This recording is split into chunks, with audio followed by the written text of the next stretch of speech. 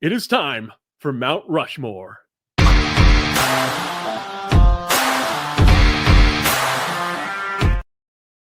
kind of like the new design on the Mount Rushmore that Alex Can I did. see They it kind of look again? like little bobbleheads.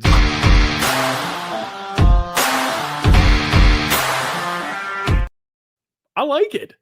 I like What do you think, Dave? I like it. All right. Let's get it started. Who is your number one player on the Toronto Blue Jays Mount Rushmore? I love doing this one. This one, obviously a little bit to my heart, being that I worked for the organization, played for the organization. I got a lot of problems with this list, by the way, before we get started, just FYI. You can have as many problems as you want. You've got All right. other problems. I do have many problems. This is true. My first one, again, this isn't in order to the best or the this is just four, is Dave Stieb. Dave Stieb, the man who started his career with Toronto in 1979 and played with those same Blue Jays all the way until 1992, until he had a little time, just a tiny little bit, with the Chicago White Sox to end their career. And why would you end your career in the South Side? Just retire at that point. Call it a day. Well, he ended up coming back. 93, he ended up pitching in 98. Again, oh, I'm sorry. I didn't even see 98. Wow. 5 years, bro.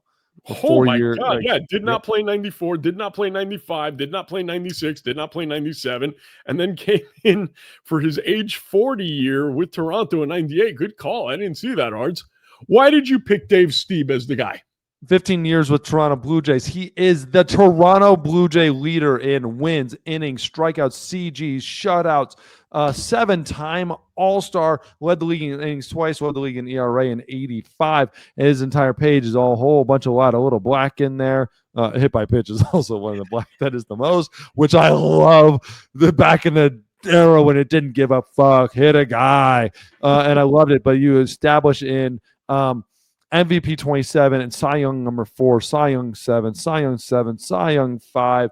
Again, he is when you're talking about the Toronto Blue Jays, you talk about pitching. Like there is another name that's going to jump out because he is more recognizable. Pat Henkin. This is the name of the pitching in Toronto. He is actually it. He just doesn't get that recognition across the league the way the next name would get. But he is pitching in Toronto when it comes down to it. You talk to any guys that played, and they're like, Dave Stieb, dude. Dave Stieb is the man. I just remember getting all of his baseball cards when I was a kid and being like, I don't want this guy. I want Darryl Strawberry. I want Ron Darling. Yeah, like this guy's a dork. Yeah, like kind of whatever. He just looked like a dude. Like he looked like your dad's friend. And you're like a dude that I see at the hardware store. Yeah, like a little too often at the hardware store. He's just kind of there. He was hanging out at a Blockbuster a little too much. But like the dude, but that was the look back then, and the dude shoved. At the end, the dude just shoved. 176 wins, 137 losses, a 3.4 career ERA. The dude he was a man. Okay, you mentioned there's another pitcher on this list, and I'm going to assume that pitcher was Pat Henkin. So here's a guy. We're going to say the name Roy Halladay. I mean, everybody's thinking it already. You already know it. Hall of Famer. If you're watching this show, and we said another pitcher, and you didn't think of Roy Halladay, just stop watching because you have nothing to do with baseball. Yeah, Royal man. Roy Halladay, 2-time Cy Young winner, 8-time All-Star, Hall of Famer, has thrown some of the most magnificent games in Major League history. One of the most well-known pitchers, like Doc. The thing about it was he was great as a Blue Jay, and he was incredible in his short time as a Philly. And that's the only thing is like he had a couple of his best years as a Philly. One of his Cy Youngs was as a Philly, 21 wins, 19 wins as a Philly. He had some great years as a Blue Jay.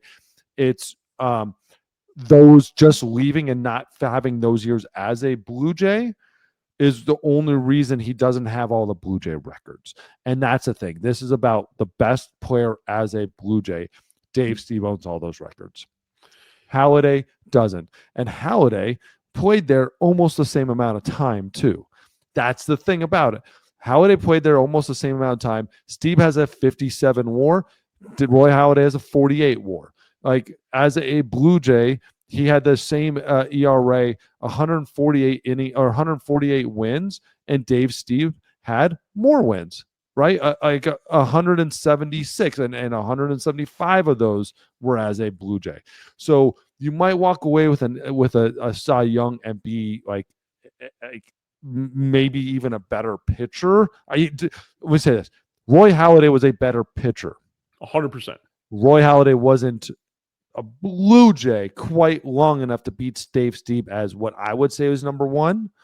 That's just the facts behind it. And like if Roy Halladay didn't go to Philly and do what he did in Philly and throw the no-hitter and just dominate again, him and Dave Stieb would have just been, you know, like they would have, like he would have been Dave Stieb if he just stayed in Toronto.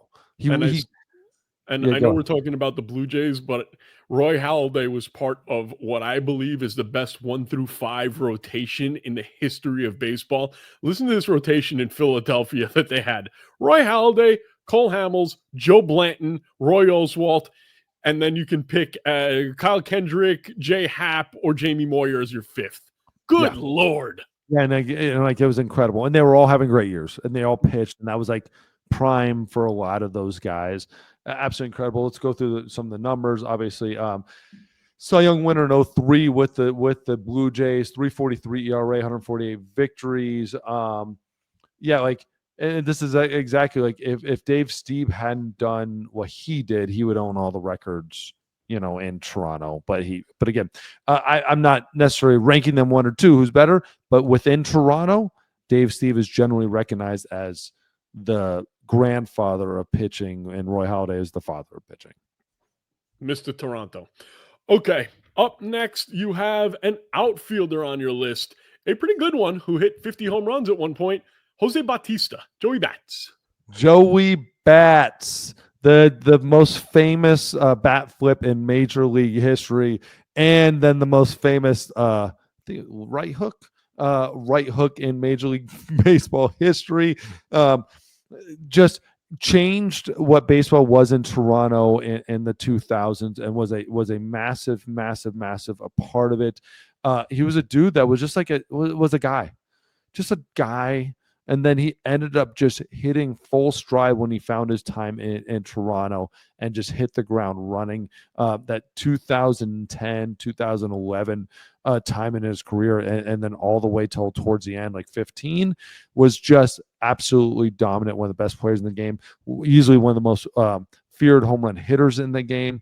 MVP 4, MVP 3, MVP 6, MVP 8. Was that 6-time All-Star? And just all during that like short period of time, but just so memorable for the moments and stepping up to the plate in the huge moments.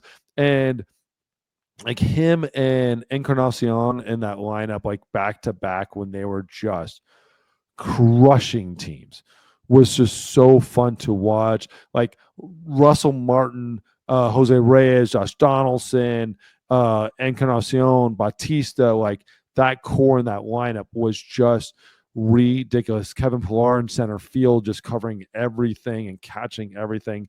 Part of some pretty amazing teams. And if you have moment, and you have some time, and you've never seen it, and just watch. I believe it was 2015, them versus the Rangers in the AL or ALDS, whatever that was, ALCS. Watch the entire inning of Jose Bautista with the bat flip.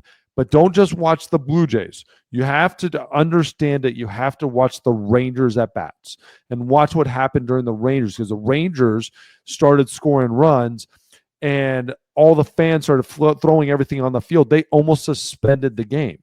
They almost forfeited the game because of the crowd in Toronto, and there was a bloop single or something that the umpires, it became a huge deal. And then Toronto came up and had the massive comeback with the bat flip heard around the world. And so there's never been like a full inning quite like that. And for that moment, it was just insane and intense and incredible. All right. finally, your last guy on your Mount Rushmore, Tony the Tiger Fernandez. Tony Fernandez, He was great. Toronto Blue Jay legend. Nowadays, I don't think you don't quite understand. He's not a guy nationally that you hear about a whole lot. But within the Blue Jay lore, he is one of the special few. Without a doubt, earned his spot on this list. Let's see. Came up at 21. He ended up playing there until he was 40. On and off a whole lot of other cities along the way, but he was MVP 18, MVP 8, MVP 26, MVP 19, Gold Glove 4-time, All-Star 4 or 5 times over his career. It was just wonderful in those 90s teams. Hit 297, 412, slugging. Just all-time Toronto leader in games, hits, and triples. Just one of those guys, kind of all-around played. Was just an incredible baseball player. Played a little bit of everything: shortstop, third base, second base. Just a great ball player. Was really the shortstop though of those teams in those 80s that kind of set the Toronto Blue Jays up for success. And he left right before they hit. But again, kind of set them up for success with those young players coming up and getting ready for them to win the back-to-back World Series. Do you want to hear my gripes on your list now or after you do the next couple guys, the guy who could get in and the guy who just missed? Yep. After. And then okay. we have a good discussion because this next guy, this was a very tight thought process for me. This guy would have answered. Again, I love the generational guys. We had Stieb for those 80s teams. Royal was the 2000s, Bautista the 2010, those teams. And then this was a tight one for me, but I think he made more of a mark nationally and across because of his power versus what he meant to the team and the organization at the time, because they didn't really do a whole lot while he was there. But Carlos Delgado, one of the most prolific and biggest power hitters in baseball history. Like some of the things he could do, never led the league in home runs, led it in RBIs one year, but dude, the balls would come off his bat different. And it was absolutely insane. He is not a fun player when you saw him step up to the plate to have to face. But within Toronto, my thing about it, within Toronto, within how they're held, the players are held, and historically, Carlos Delgado was well respected. Tony Fernandez is like, to them was the Toronto Blue Jays and who they were. They don't look at Delgado as an important player within the organization, an incredible player. They look at Tony Fernandez as a key player of who they were. Okay. And I'm going to make an assumption over here that the next guy in, if he continues, would be Vladimir Guerrero Jr. I mean, it's pretty obvious. It's pretty obvious. Like, I want him to be there forever. And if he keeps this trend, like, he's already, like, he's not far off as it is. He really isn't far away. But he just needs to stop having those weird down years and just start playing the way he can. Like, he's never had over a 6.5 WAR. That it will be a problem because of positionally. Like, he just won't hit those higher numbers. But we need to see him have, like, Judge type of years every single year. He's capable of it. It's a ballpark that's capable of it. This kid's an absolute stud, but again, like, we just need to see, like, he's at 21 home runs. This is a 50 home run hitter. Yeah. But he's at 21. He's still hitting 300. He's at 21 home runs. Like, I don't need it. Vladimir Guerrero on first base is great. If I'm on the pitching staff, I'm like, awesome. Like, that's a win. I need Vladimir Guerrero on second or in the stands hitting a home run, and he's not quite giving me that consistently yet. It's just 21 is nowhere to shy at. It's just not. It should be 31. It should be his down year right now. He's too good of a baseball player. There's a lot of guys I want to mention though. Jimmy Key was an absolute stud. Pat Henkin, one of my heroes, and one of my heroes working for the Blue Jays, was absolutely a stud, Cy Young winner. And dude, the dude is like, good dude. I love that. The dude is just like guts and just like love it. And like you look at a picture of him and he's just like all the time. I loved him. I loved working with him. Loved talking to him almost every day with the Blue Jays. Vernon Wells, if anybody remember him from the 2000s, like Vernon Wells was a stud, and just Jesse Barfield was incredible. So yeah, that's my list. And what are your problems with my list? Okay, here's my problem. You said it yourself. Although he was bigger in Toronto, I think Carlos Delgado was the better player. I think he was bigger nationally, and in the annals of baseball history, I think the average fan will remember Carlos Delgado way more than Tony Fernandez. Carlos Delgado had 10 consecutive years of 30-plus home runs. He had 9 100 RBI seasons. He was a better player. But there's one guy, and I know he bounced around from team to team, but he's got to go somewhere. How is Robbie Alomar not on this list? He's considered by most as the greatest player that Toronto ever had.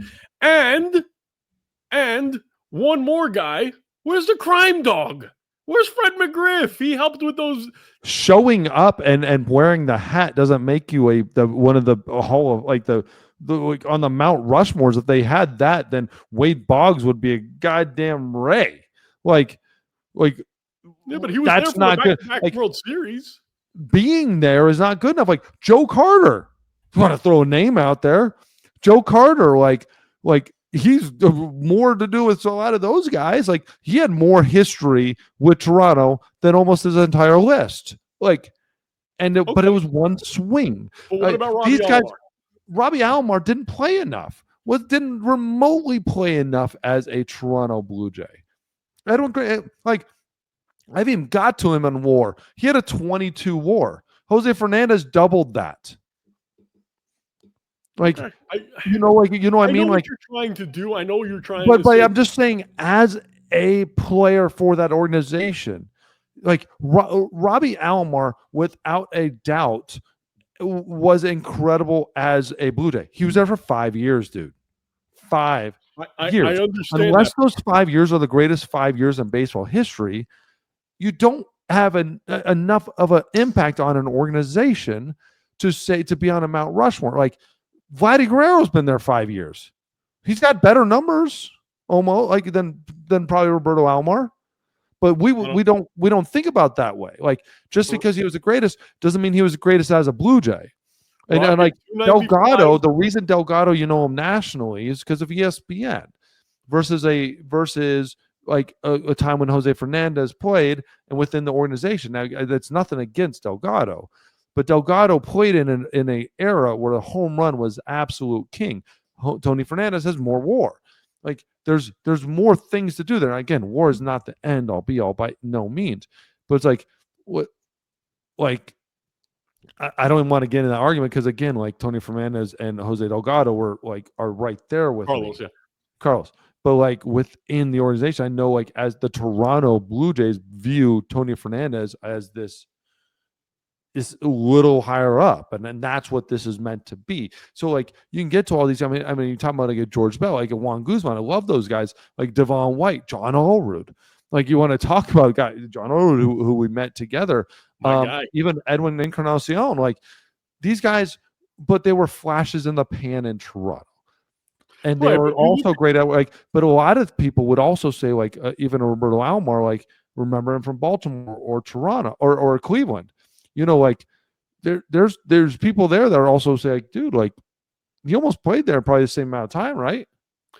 He played 3 years in Cleveland. He played 5 in Toronto, but in Toronto, 295, 310, 326, 306, 300. I mean, yeah, he averaged 307 with 55 home runs.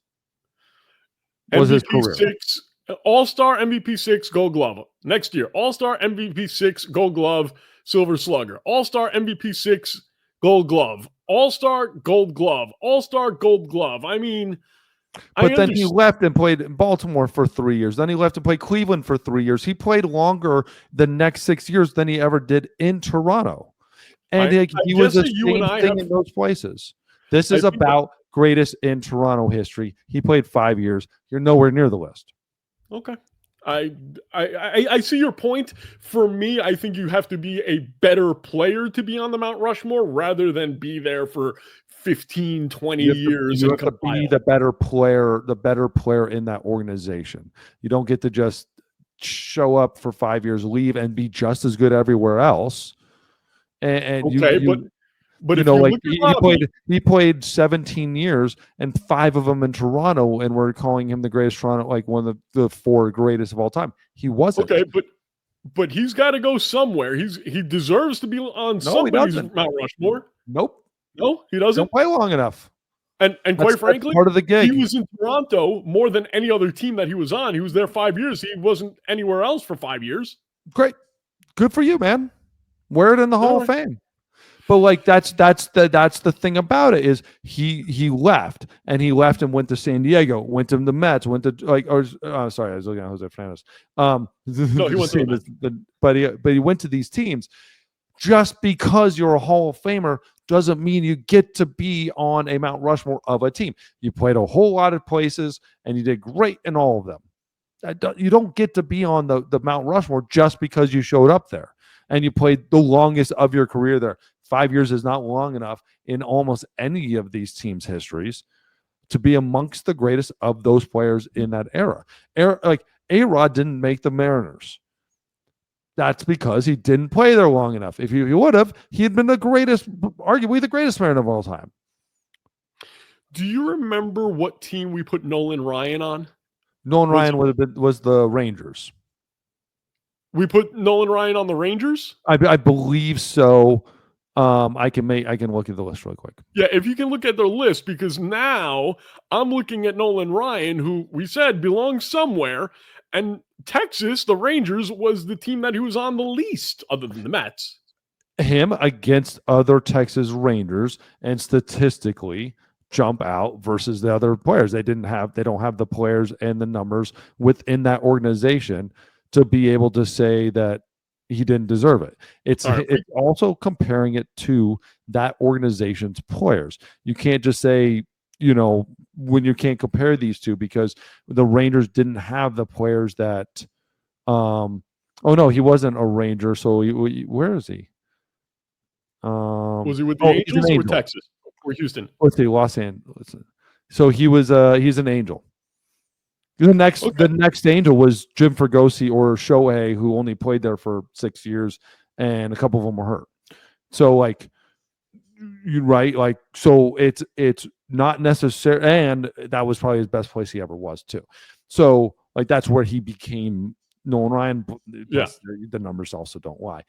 It's not just because you're great. It's you had to be great with that team and greater than everybody else. I'm not saying Roberto Alomar is not a Hall of Famer. By far, maybe he was the best second baseman of all time. It's just he wasn't there long enough to even compare to Tony Fernandez, and the numbers don't lie because Tony Fernandez has better career numbers as a Toronto Blue Jay. He owns those records that Roberto Alomar doesn't own. So yeah, I'm with you, but I just think that Tony Fernandez's best couldn't hold Robbie Alomar's jack. But that's not the conversation. All right. Well, you know what? I want to know what the fans think. Guys, make sure that you go in the comments after you subscribe, go into the comments. Tell me, do you think Robbie Alomar deserves to be on the Toronto Blue Jays Mount Rushmore, or am I wrong and David is not only good looking, but correct? And with that being said, I'm going to sleep because it is late. I'm James. He's DA. We'll talk to you next week. Bye-bye.